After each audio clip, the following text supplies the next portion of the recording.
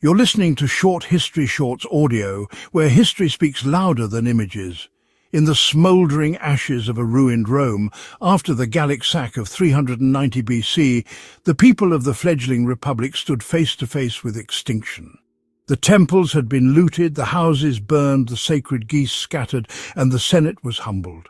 The cries of survivors echoed in the ruins, and many citizens seriously considered abandoning the city altogether to start anew elsewhere.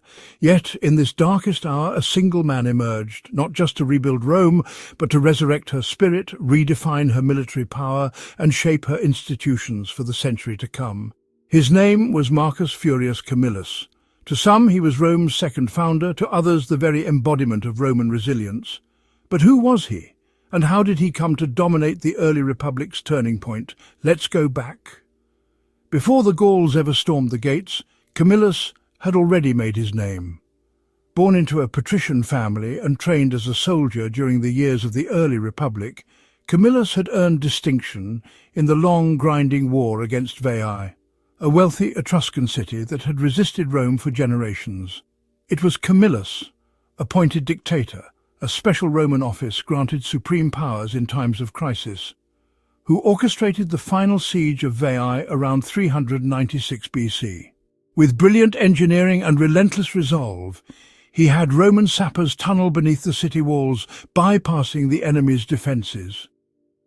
According to Livy and Plutarch, Camillus promised a tenth of the loot to the gods, then led a surprise assault that took the city by storm. Veii was sacked, its citizens enslaved, its wealth looted, and Rome suddenly had its first major territorial conquest. The victory brought Camillus enormous prestige, but also controversy. Some claimed he mishandled the spoils or slighted the plebs. When he failed to deliver the promised tithe to Apollo in a timely fashion, the Senate forced him into exile, possibly scapegoating him amid political turmoil. He left Rome embittered at the peak of his glory. But fate had other plans. In 390 BC, Rome was invaded by the Senones, a Gallic tribe under the chieftain Brennus. The Romans, overconfident and tactically naive, marched out to meet them at the river Allia.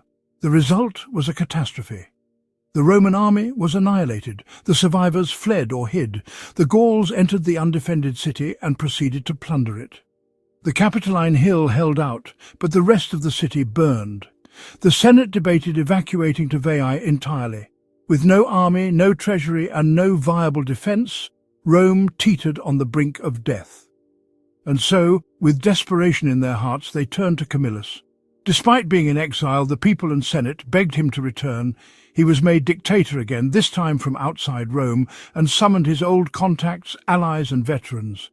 Camillus rallied a fresh force, harried the Gauls' supply lines, and ultimately struck when the opportunity arose.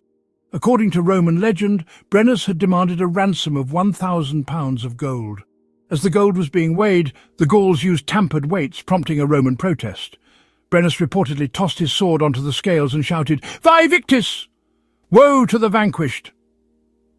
At that very moment, Camillus appeared with a Roman army, drove the Gauls off, and declared that Rome would be ransomed not with gold, but with steel. It's a dramatic tale, likely embellished, but in symbolic terms, it doesn't matter. Camillus became the man who saved Rome. In the years that followed, he embarked on one of the most remarkable recoveries in early Roman history. First came the military reforms. Camillus reorganized Roman legions, integrating lessons learned from both the Gallic terror and the long siege warfare of Veii. He improved the recruitment and discipline of citizen soldiers, enhanced the engineering corps, and emphasized mobility. The days of static reliance on citizen militias began to give way to more professional, trained forces. He also ensured that Rome's military architecture was rebuilt. Walls were reinforced, supply depots re-established, and bridges repaired. Next came the political rebalancing. Though a patrician by birth, Camillus recognized that Rome's survival would require unity. He worked to reconcile plebeians and patricians in the aftermath of the sack, supporting compromises in the ongoing struggle of the orders. While Camillus was no radical reformer, his leadership helped cool class tensions at a time when the Republic couldn't afford internal division. Symbolically, Camillus presided over the decision not to abandon Rome.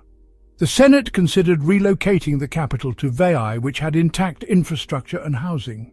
Many citizens supported the move, but Camillus, in a powerful speech, argued that Rome's destiny was tied to her soil, her hills, her sacred traditions. He declared that they would rebuild, not retreat. And so, the city rose again, brick by brick, with public buildings and temples reconstructed, and civic life slowly restored. Camillus was appointed dictator multiple times in the following decades, each time to lead the Republic through military or political crises. He defeated a new coalition of Volsci, Aequi and Etruscans, crushed fresh Gallic incursions, and eventually led the defence against a revived Latin League rebellion. His victories weren't just battlefield wins, they re-established Roman authority over Latium and central Italy, setting the stage for future dominance. Over time, Camillus acquired almost mythic status. Later Roman authors, especially Livy and Plutarch, framed him as the second founder of Rome, the man whose grit, wisdom and gravitas saved the Republic and laid the groundwork for its expansionist future. He became a model of the Roman hero, disciplined, pious, militarily brilliant and morally upright. Yet his legacy wasn't without complexity. Some modern historians argue that many of Camillus's greatest deeds were inflated or fabricated as part of a Roman myth-making process. The idea of a lone general saving Rome from barbarian hordes, rebuilding the city, and reconciling warring classes fits perfectly with Roman ideals, but may gloss over the collective effort involved or even disguise political manipulation. Nonetheless, in both fact and legend, Camillus represents a critical moment in the Roman timeline. He straddles the boundary between the struggling early republic and the confident, expanding Rome of the 4th century BC. His campaigns marked the beginning of a more aggressive Roman posture in central Italy. His reconstruction of the city reinvigorated Rome's civic identity, and his reforms, military and symbolic, helped shape the institutions that would later weather the Punic Wars and fuel the conquest of the Mediterranean. The post-Gallic era of Roman history saw the Republic flexing its muscles, fighting Samnites, Etruscans and Latins with renewed determination. Much of that resolve can be traced back to the generation of Camillus, a generation forged in fire, humbled by loss, but animated by a vision of Rome not as a city but as a destiny.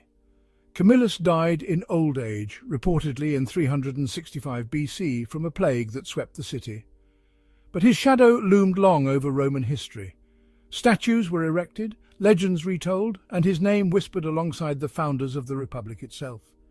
The institutions he shaped, the battles he won, and the courage he inspired became templates for Roman greatness. In a world where cities often vanished after a single defeat, Rome, because of Camillus, rose stronger. He taught Rome how to recover, and that, perhaps more than conquest, is the true mark of enduring power. You've been listening to Short History Shorts audio. If you enjoyed this episode, don't forget to follow, rate and share with your fellow history lovers. Until next time, where